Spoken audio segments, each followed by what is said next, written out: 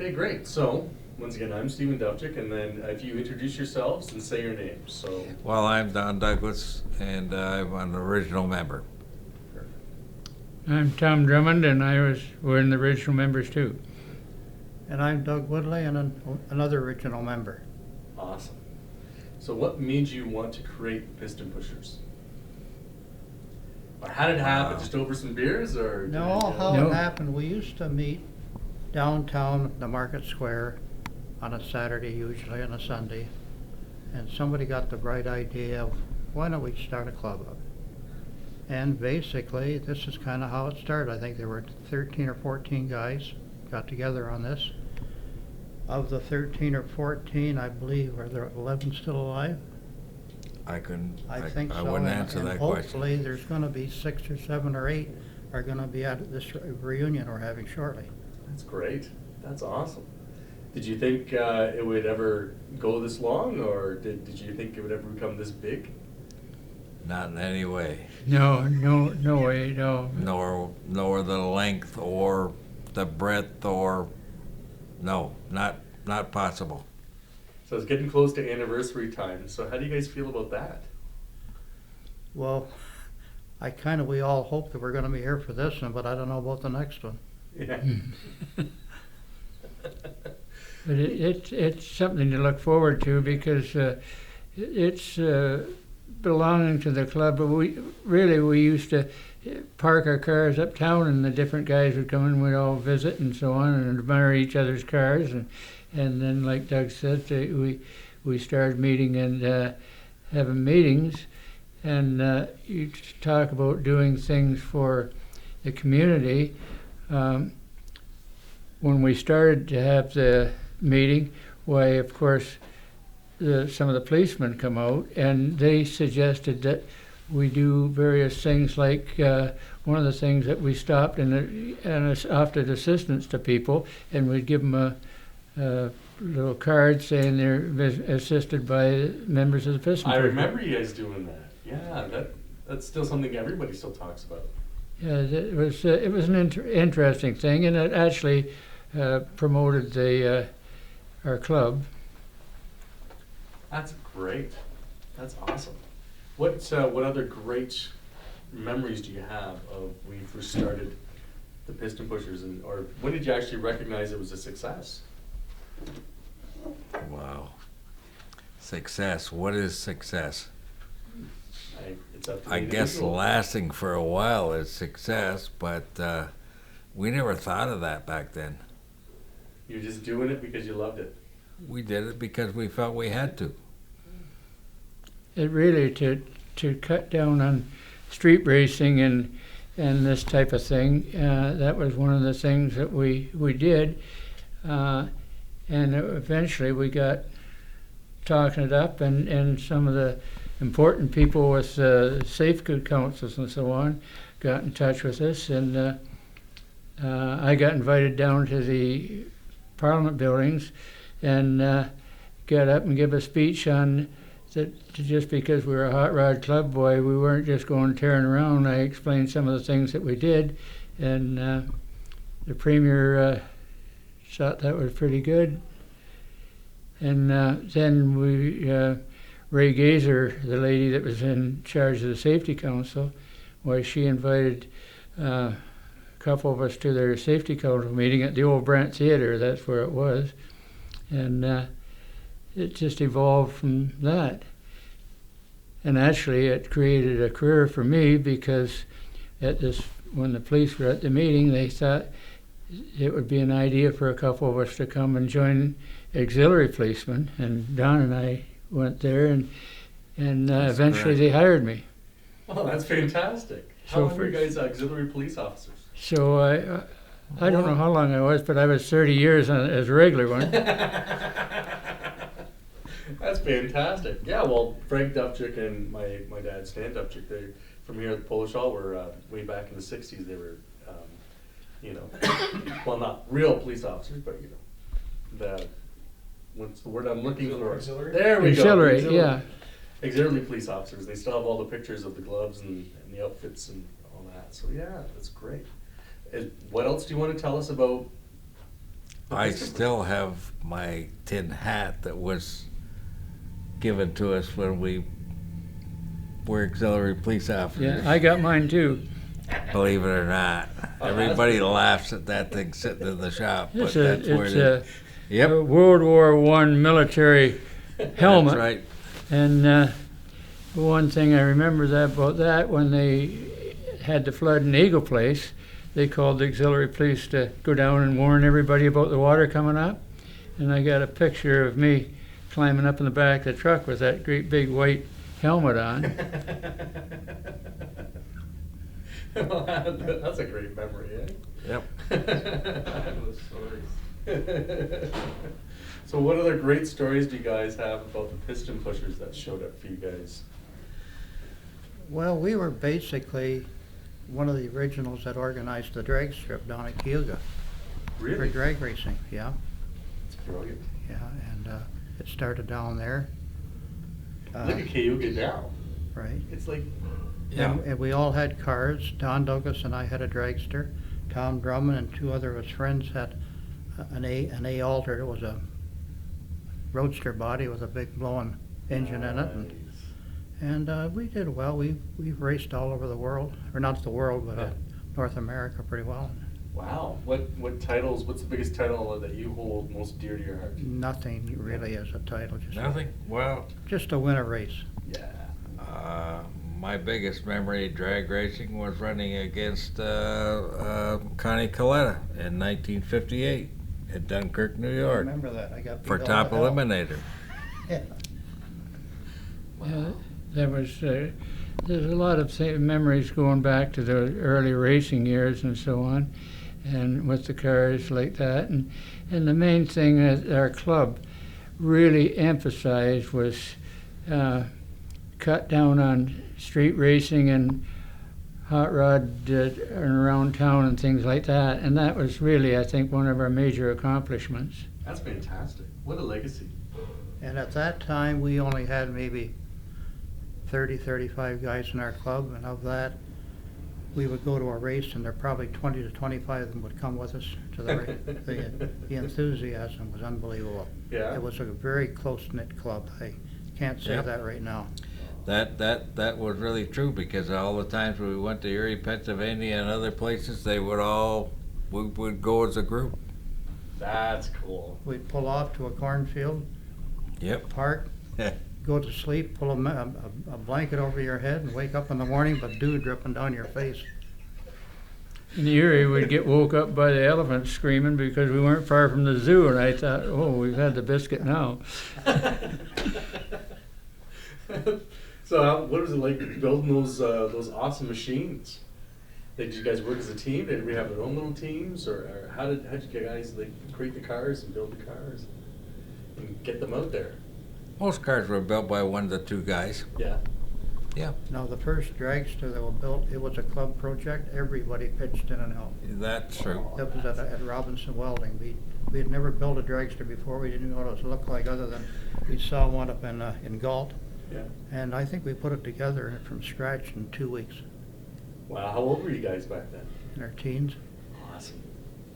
That's awesome. So how do you have like pictures of her, or Oh yeah. Yeah, oh yeah, yeah? yeah. Anything left of her, or like? Oh, not No. No. pretty crude nowadays, but it was fun. Well, the rules came in that we had to keep changing them to meet the rules of the ones from California type of thing. So home builts were kind of going out. You had to build them exactly how they wanted them built. It was for safety features, Yeah. yeah. But did that change of how you guys wanted to do the styling of the cars or anything like that? Or that must took away a lot of creativity, though. Well, it took away some, but it also created some, because you had to think a lot more, and you learned more, and you wanted to go faster, so you had to figure out how to do this. So We it learned did a lot change. about engines too, because my Buick engine in my Altered kept wiping bearings and messing up, and I had trouble over in the States one time, and Don Garlitz happened to be there, and he looked at my bearings and said I was not running enough clearance. So Don was doing machine shop work then, so he he ground the shaft down a little bit more and give me more clearance for the oil, because the crankshaft heated up faster than the engine. Right. And so once Don did that, why, my engine stayed together for many, many runs. And that's what you want. You want your engine staying together on many runs. That was the And, granddaddy of them all. If you went to that one, you went to the top of the pile. Nice. The 2 years before that, we competed in Detroit, where it was held in Detroit, 59, 60, 60, 58, 59, and then 60, 60, or 59 and 60, and then 61 it was permanently put in Indianapolis, where it still is. That's really cool. And I've been going there on Labor Day for, I don't know for how many years, because I sit in the same seat, in the same row, That's awesome. and see the same people from all over North America I've seen for years. That's really cool. So now we're in present day, and you have how big is the club now? 134, 135. Holy jumping, 135.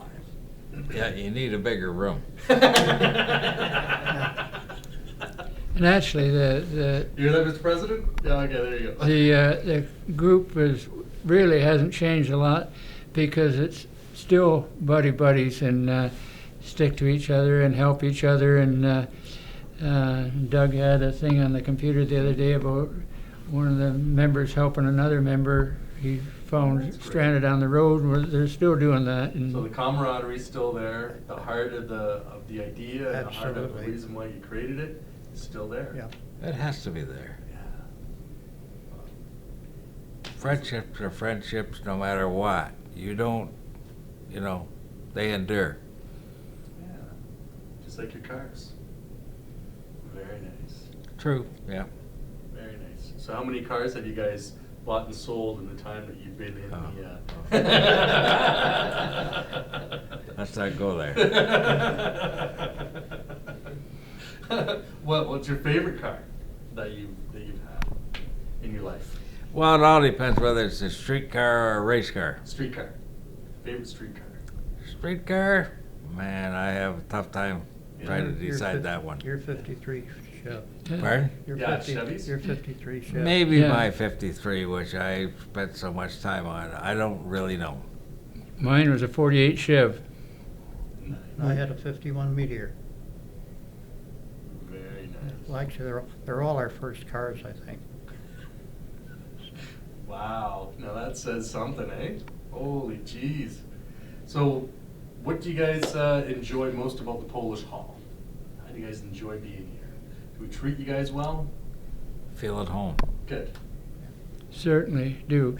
My daughter's wedding banquet was here. Oh, nice. And that's years ago. And it's always. I used to live down the street and on Pearl Street, Oh, yeah. and it's just like home here. Everybody's so friendly, and Well, we appreciate We it. used to have our big Friday night card games here where we sat around and played euchre for hours and hours and hours. Now that's what we like. Yeah, the old Yeah. euchre tournaments. We played poker too here a lot, which you weren't supposed to. Wow. Oh yeah, tell us about the story. Any funny stories you had with the hall? Well, I remember one night we were sitting here and we were playing cards, and of course, this is back, way back when, and when you're playing cards and not having money on the table, you're not supposed to do that. So we always had money laying on the table just to buy beer. You didn't put it in your pocket, and we were just playing euchre for nothing. And I had this guy tap me on the shoulder one night, on one Friday night we were playing, and he says, "Son," he says, "you're not supposed to have money on the table when you're playing euchre." And I said, "Well, we're not playing for money." And I said, "Anyhow, the inspector's not around here." And he says, "I am the inspector." So I said, "I'll take the money off the table." And that was that. And I have always remembered that because it was so funny. Normally, we knew when the inspector was coming. Because today, I don't know that there's even such a thing that goes on. I don't know, but back then, of course, you're not supposed to do those things. Yeah, and back then we still had the private entrance and everything. You Oh, used yeah. the cards to get in. You had that big to get into the door. Oh yeah. Yeah.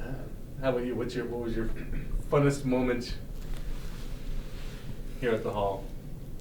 I just had so many I couldn't begin to tell you. Oh, there you go. It was just a place to come. And we've all staggered out a little bit wobbly a few times, but Yeah, quite often. yeah.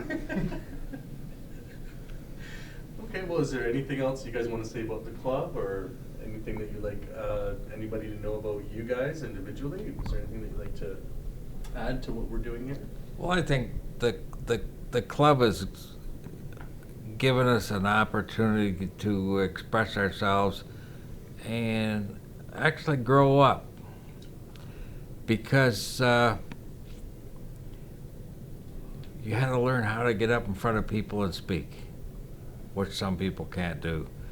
You had to be able to think a little bit and do things and go out and represent other people, which means you got to think a little bit about what you're doing, and I think it helped a lot of us grow up. I know it did me. I know in terms, the club keeps us young. We have got guys in our club as young as 28 and as old as 88.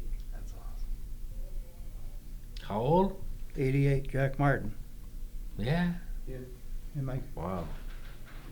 I'm old 82 80? tomorrow. Really? Congratulations. Good for you, Thomas. Happy birthday. Okay, Matt. All right, you ready? Whenever you are, ready. Okay, so we'll just introduce ourselves. So we'll start with you.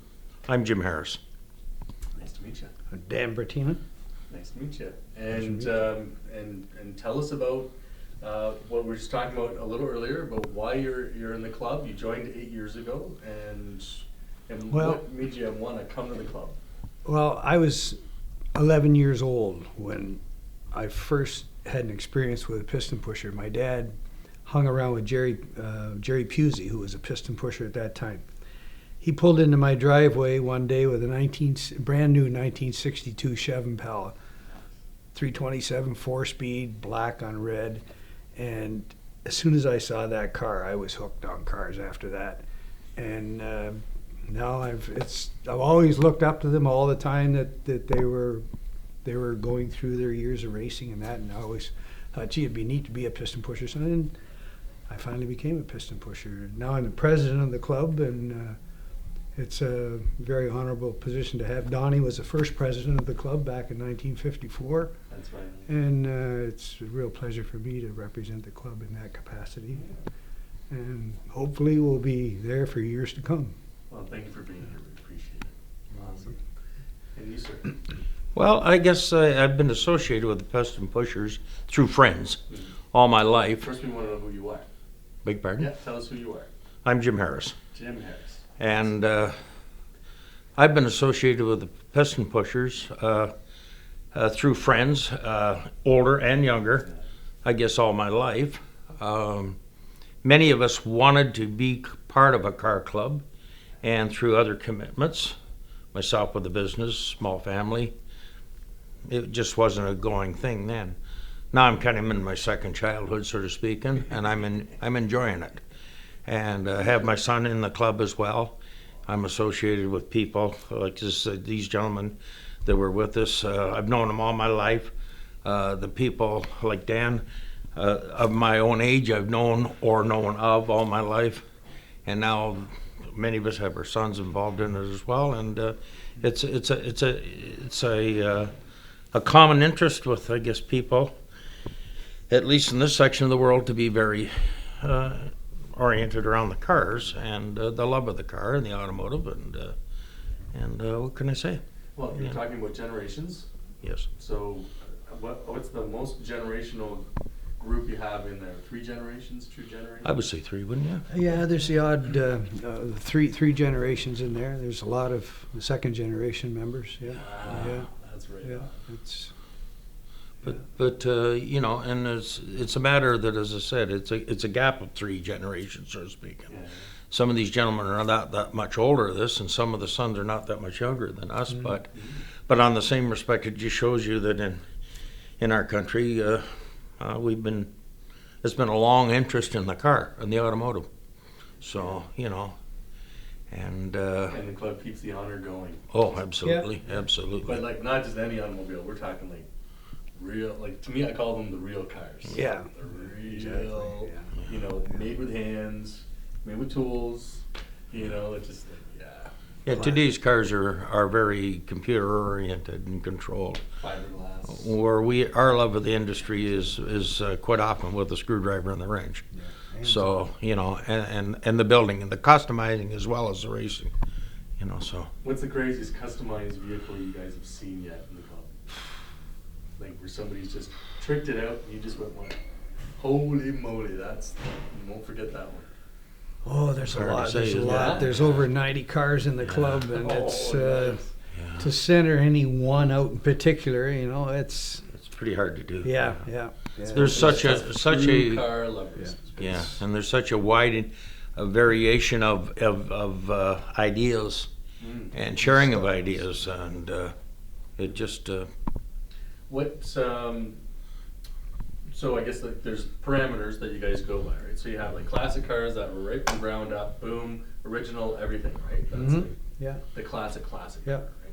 And then you got like the classic car with kind of a retro feel where guys, or like they use kind of modern stuff here and there, but That's they, right. they Yeah. hide it. It's like 30% original, and then you have the guys that will take an original car and then add as much new stuff to it, but have the outside like it. So, what do you guys feel about all those like, and they're all through the club? Is that also the thing they hear? Or?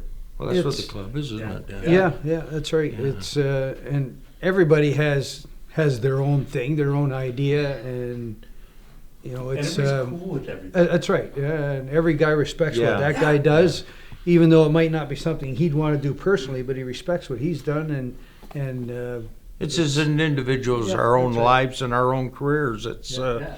it's the collage of it all together, and you Some of can't the- help but some of learn the from guys everybody are, else. Yeah, some of the guys are strictly with trucks. Yeah. They'll customize trucks or do stock trucks back to originality. Other guys are with cars. It changes, but But the best And then thing there's is- some people with the like you said, the total restoration of original, and then there's guys that their heart is in the strip still, the drag strip and the racing, and they don't have street cars that they proudly display, but they're at the racetrack. I mean, that's their life, but they're still part of this whole picture. and some of the old cars, like to drive them the way we drive them now, they wouldn't Oh yeah. they wouldn't take. Yeah. So that's why the guys modernized them drivetrain wise. Yeah. They still love the look of the car, but because we want to drive them a lot, we have to update them to make them more dependable and more enjoyable, and we still get the enjoyment. Your out of disc driving. brakes, your Yeah. disc brakes, your modern drive trains, handling today's gases, Electronics. safety features, big thing, Yeah. today's world. Yeah. So What's the cutoff though, where you, like, if you're gonna do a total restoration, like, is there a government agreement or a policy that if there's no seatbelts or safety features in it, you can still build the car as is, or do you have to incorporate safety features no matter what? when you modify, you got to follow the Yeah, rules. you have to follow to put them on the street. You've got to follow Put the 'em on the rules street, of the that's street. different. Yeah. Right, Yeah. so it's- See, if you restore a Model A, you restore a Model A, Yeah. and that's exactly that. But if you take an older car and you start modifying the engines and whatever, you have your safety standards plus your emissions, which do affect, and you have the fact that you're carrying your grandchildren, possibly your young people with you in the car, so seatbelts. Yeah, we had a couple of girls Yeah. from the police department came to one of our meetings a few months ago, just to explain. Like Jim says, a lot of us have grandchildren. Well, back then they didn't have baby seats and car seats, and your classic cars and antiques and muscle cars weren't designed around that. So, and we're transporting our grandchildren around now. So they went through what we should do with, as far as safety features in our cars in order to carry people around, because they weren't designed for that back Yeah. then. It's a changing world, Yeah, you know, it's- you have to move up. You have to keep along with it. Yeah. Well, here at Polish Hall, we appreciate you guys being here and doing so much for the community and being part of our hall and all that. So that's why we're doing all this video stuff, to thank Mhm. you guys and show off all the great stuff and all, like from the rally and all those awesome cars you guys have and all the guys. But this is our point to really get to know you. And we just want to know, what is it, how do you feel about the Polish Hall? What's your favorite memory here at the Polish Hall? You're coming in from 8 years ago. Well, other than the guys here, the food for one thing. It's great dinners every night, and like Donnie said, and Tom too. It's like home to us. You know, we couldn't imagine going anywhere else. They treat us royally. We have enough members that it fills the room every Wednesday when we're here, and it's like I say, it's just like coming home. And to share the experience of people like Donnie Douglas and those people that pioneered it, so to speak, and you know, it's worth its weight in gold to us and to our young ones too. You know, A lot of history. Oh. with those guys. absolutely. It sounds like we have to do a couple more segments. Well, because you guys talk about how much history is there, I think we better be getting more of these stories out. Yeah, especially with like Tom, the three that were here. Yeah, it's kind of hard to Like, top them three. Yeah, Don Douglas. Don Douglas Yeah. was he brought the first. I don't know if you know what a Christmas tree is at the drag strip. No. The tree with the Oh, yeah, lights that yeah, come yeah, down. yeah. Don Douglas brought the first Christmas tree to Canada. Ordered it out of Yeah. California And he in still owned it. 19, and he still has it in his shop. Yeah. We use it for our displays. Yeah. It was the very first, because he used to always use a flag man. The guy jump up and drop Yeah. the flag, and that's when you took off. And then Don sent down to California. At that time, it was $1,500, I believe, for the very first Christmas tree in 1956. And he still has it today. And he won't let us touch it. We wanted to modernize it to get it running, change the lights, and he won't let us touch it. It's still just That's the right. way it was back then. Oh my God, I appreciate And that. they started Kohler Dragway, and it's become what it is now. It's That's cool. And it's So there's- become a family event in many respects because That's- as example, we're going to an event this weekend in Ohio. Danny's going with us as well, and we're 10 traveling to a racetrack in Ohio, and we're taking wives with us, and their wives are friends as well as the, you know, So everybody shares the passion. yeah, that's right. absolutely, Yeah, yeah. absolutely. The women are just as supportive. They're very supportive Good of work. our Yeah, hobby of the and hobby. That's right. our craze, and they Ah, take yeah, part it's of not even it. a hobby, it's, They it's take your part- passion. It is. Yeah. You It really is. get it, It it's your is. passion. Yeah. What's the last, anything on your brain that you just want to let anybody know, let the community know, let your people know? What is it you would like to leave us with around the club? Is there anything there that you want to, even a shout out that you thought in the back of your brain that you've had sitting there for 20 years, if there's something you want to say to somebody or say thanks or whatever you want to say, this is your opportunity. I hope the club carries on for decades to come Yeah. because Exactly. piston pushers are well known throughout Brantford and throughout North America. We're known all over the place for the things we stand up for and for our interests and our charitable donations we make to the city. We help out with a lot of different functions in the city, and I hope that carries on. That's Yeah. what I'd like to see. It's Because there was a time 10 years ago when the club just about died. It was down to 5 members. Really? And a few of the older fellas thought that there was a 50th year, and they thought let's have a 50th reunion. They put the party together, and then they thought, well, let's maybe see if we can revive the club and get it going again. And it started, and within 10 years, it went from 5 members to 135 members, and a waiting list, and then it just Ooh, waiting well, everybody wants to become a member. It's just Yeah. it's But you gotta get it's the a honor to get well the respected. colors. Yeah, that's Gotta right. get the honor to get the colors. That's right. It's, But the car nut is just not just a guy that gets in a car and carries on. They're careers people, they're fathers, they're grandfathers, they're businessmen, they're experts in many different fields in the community, and they're all part of what we are, and in a very big variety of ways. And we fit into society, and we just like to portray a good show of that, you know. You got a great name backing you up. yeah, we do. Yeah. We're proud of that. Yeah, they're a great bunch, and as I said, to share it with people like we say the same thing, that three gentlemen that you just interviewed, the pioneers, it's very, very much a part of what we are. That's Canadiana. Yeah, Mhm. that's exactly it. That's Canadiana. Yeah. Well, thank you guys. We appreciate it. Thank you for the opportunity. Oh, Appreciate no it. problem. We really appreciate it. Thanks.